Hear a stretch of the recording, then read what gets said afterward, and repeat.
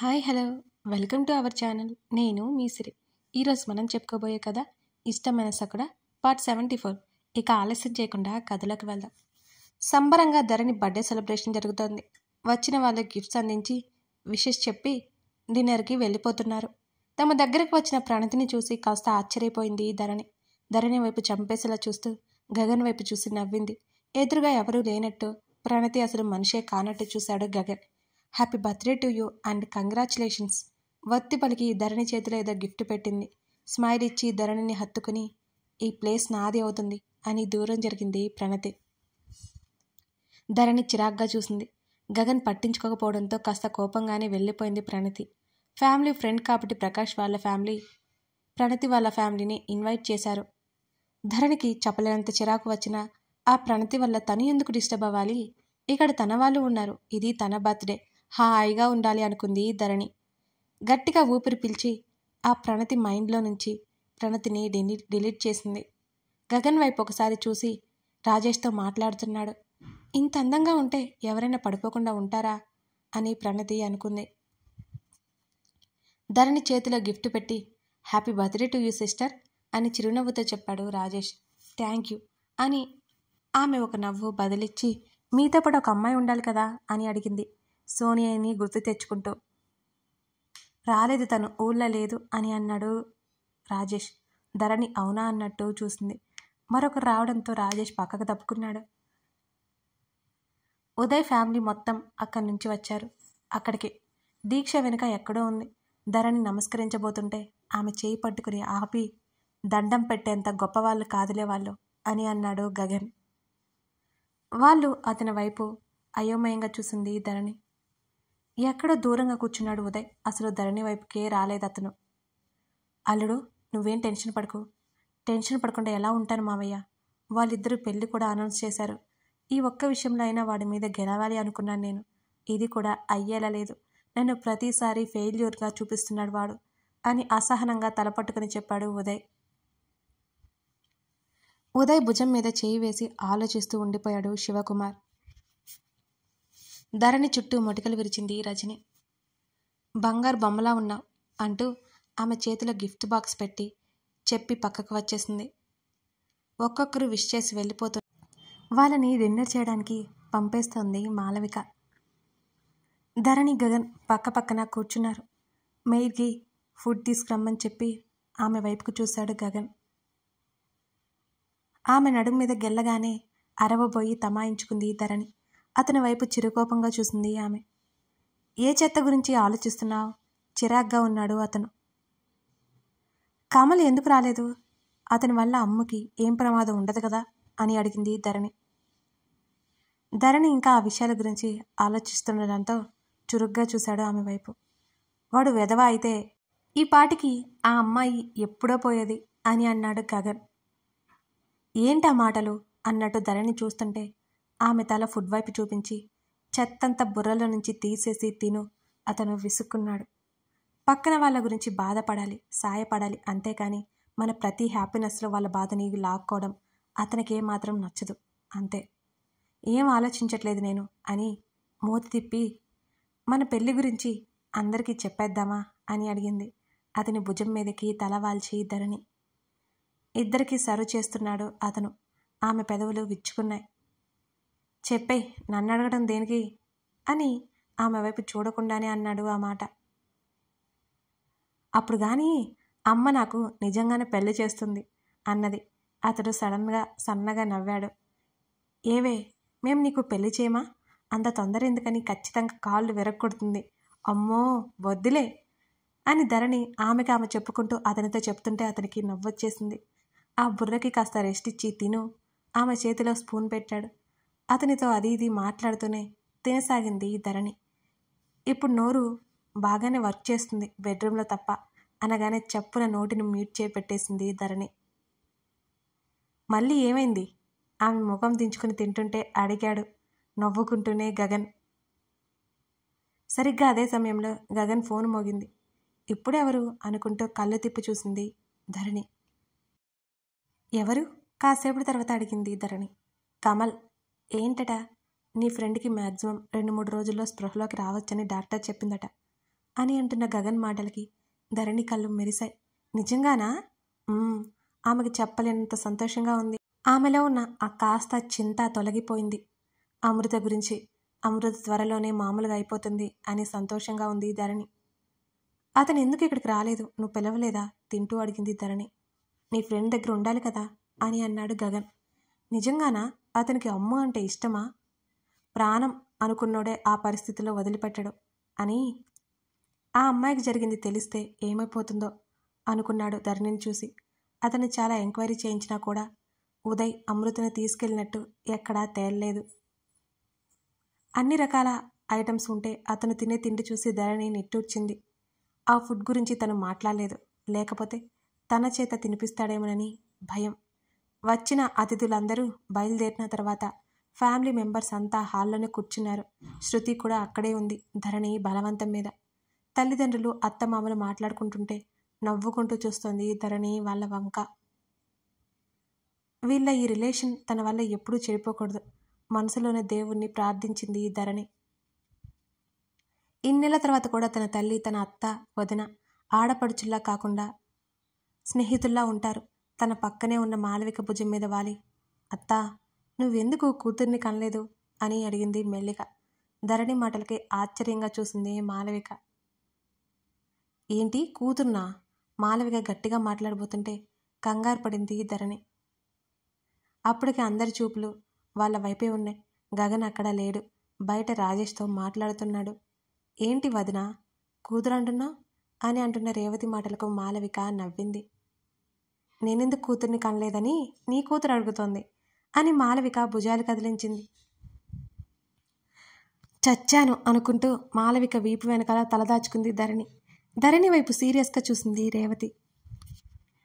Try చేశాను ధరణి, కానీ పుట్టలేదెవరు.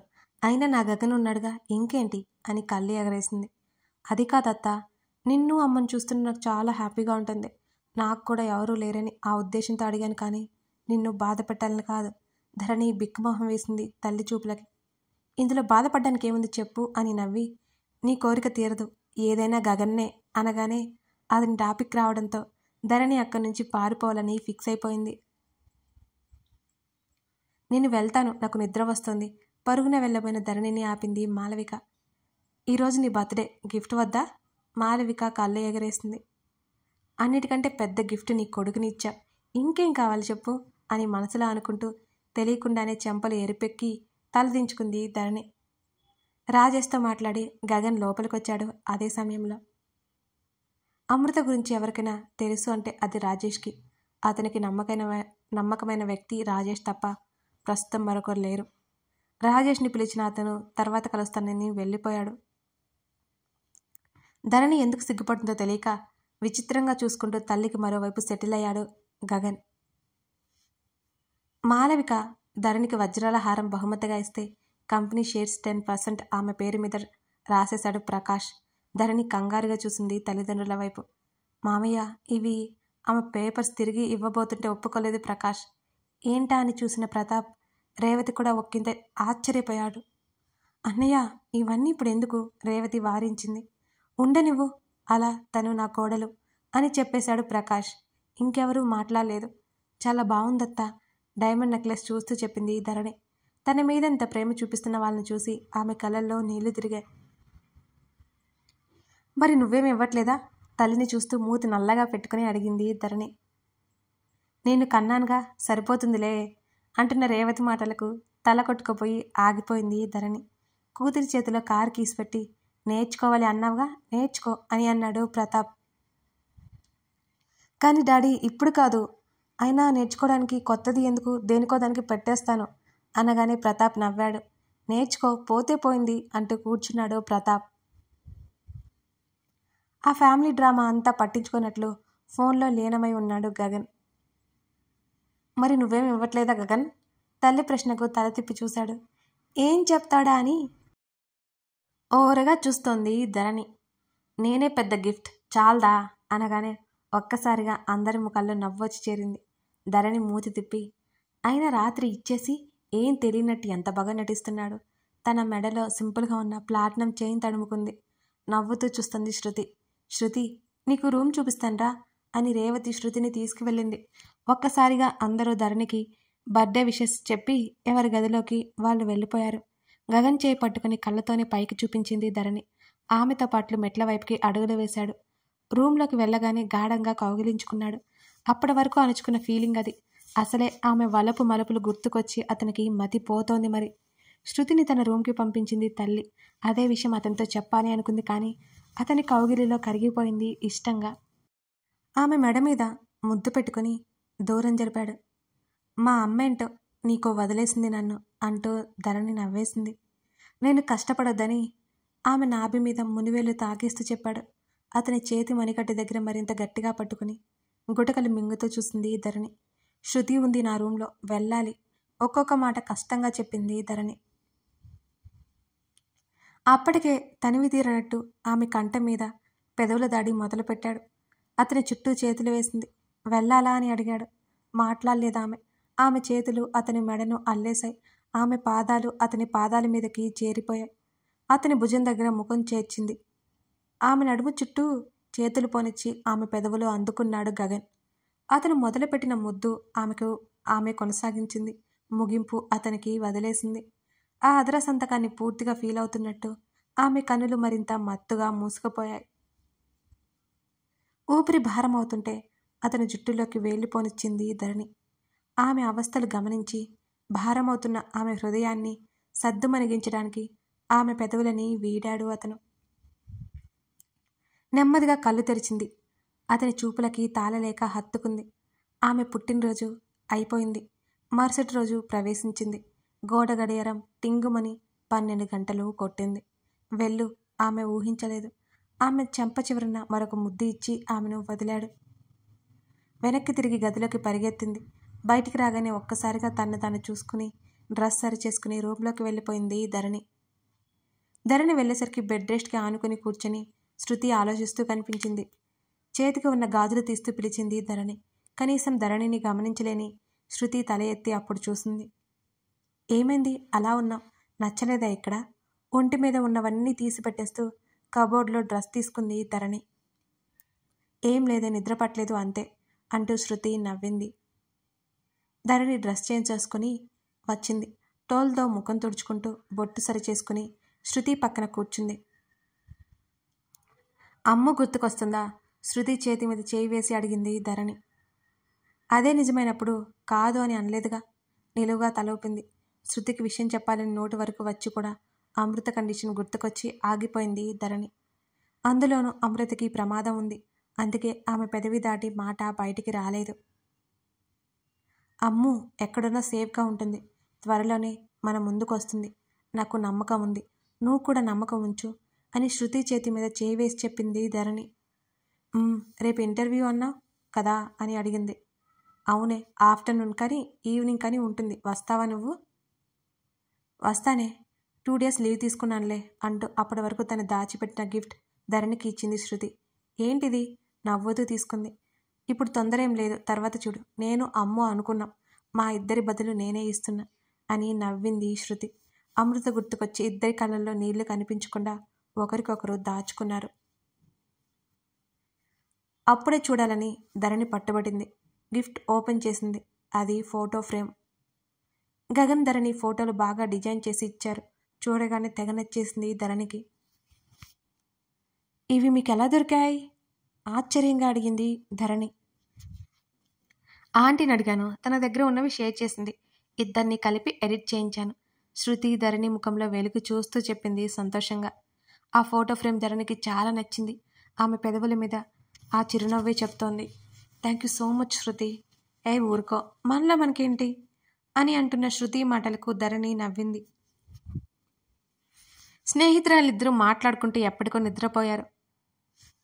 హైదరాబాద్ ఎప్పుడొస్తున్నావు అని అడిగాడు ఆదిత్య. వస్తానులే, స్క్రీన్ మీద అతన్ని చూస్తూ చెప్పింది వర్ష. అదే ఎప్పుడు వర్షు? మీ ఫ్యామిలీ వచ్చింది కదా, నేను రాకపోయినా పర్లేదులే అన్నది వర్ష. మిస్ యూ, ఎవరి ప్లేస్ వాళ్ళదే రాక్షసి అన్నాడు ఆదిత్య. వర్ష నవ్వింది. అక్కడ మా అత్త వాళ్ళ ఇంట్లో ఏదో ఫంక్షన్ ఉంది. మా నాన్నమ్మ అలిగింది. అందువల్ల మా నాన్నమ్మ రావట్లేదు, నన్ను రానివ్వట్లేదు. వర్క్ ఫ్రమ్ హోమ్ ఇచ్చారు కాబట్టి మేనేజ్ చేస్తున్నట్టు 2 daysలో వస్తాను అన్నది. రావాలి, రాకపోయావా నేనే వస్తాను ఆదిత్య బెదిరించాడు. వస్తానులే గాని నేను హాస్టల్ చూసుకుంటాను. నువ్వు లేకుండా నేను ఉండను అక్కడ. నువ్వు వచ్చాక నేను ఇక్కడే ఉంటానులే. బొత్తిగా నీకు భయం లేదా? అది మీ ఫ్యామిలీ తప్పుగా అనుకుంటారు అంది వర్ష ఆందోళనగా. నువ్వు వచ్చాక వెంటనే వాళ్ళకి పరిచయం చేయాలి. పెళ్ళి చేసేసుకుందాం. సరే అంది ఆదిత్యని చూస్తూ. బాగా మిస్ అయ్యాను నిన్ను. ఆల్రెడీ చెప్పావు. నైట్ నిద్ర పట్టట్లేదు. చీ ఈడియట్, సిగ్గు లేకపోతే సరే. ప్రామిస్ వర్షు. కాల్ కట్ చేస్తున్నా. వర్ష! పార్వతమ్మ కేక వినిపించగానే ఉలిక్కి పడింది వర్ష. ఆది, మా నాన్నమ్మ పిలుస్తోంది, తర్వాత చేస్తాను అంటూ కాల్ కట్ చేసింది టక్కున వర్ష. నెట్టొచ్చాడు ఆదిత్య. ఆమెతో ఉన్న రోజులు తలుచుకుంటూ హాస్పిటల్కి వెళ్ళడానికి రెడీ అయిపోయాడు. పొద్దున్న ఆఫీస్కి వెళ్ళడానికి సిద్ధమవుతున్న కమల్ గది తలుపు తట్టడంతో డోర్ తెరిచాడు. అప్పుడే నిద్ర లేచినట్టు ఉంది దీక్ష. రాత్రి ఆలస్యమైనా సరే మళ్ళీ లేట్ చేస్తే కమల్ వెళ్ళిపోతాడని అలాగే వచ్చేసింది. దారిచ్చి అతను రెడీ అవ్వసాగాడు. అతన్నే చూస్తూ బెడ్ మీద కూర్చుంది. కథ కొనసాగుతోంది. కథ నచ్చితే లైక్ చేసి మీకేమనిపించిందో కామెంట్ చేయడం మర్చిపోకండి. ఇంకా ముందు ముందు ఈ కథలో బోల్డ్ అంత సస్పెన్స్లు చూస్తారు మీరు. అప్పుడు నా మీద గొడవకి కూడా వస్తారేమో. కానీ లైక్ చేయడం మర్చిపోకండి ఫ్రెండ్స్, సరేనా? మీ లైక్స్ చూసి నేను చాలా హ్యాపీ ఫీల్ అవుతాను. ఇది గుర్తుపెట్టుకోండి. Thank you for watching this video.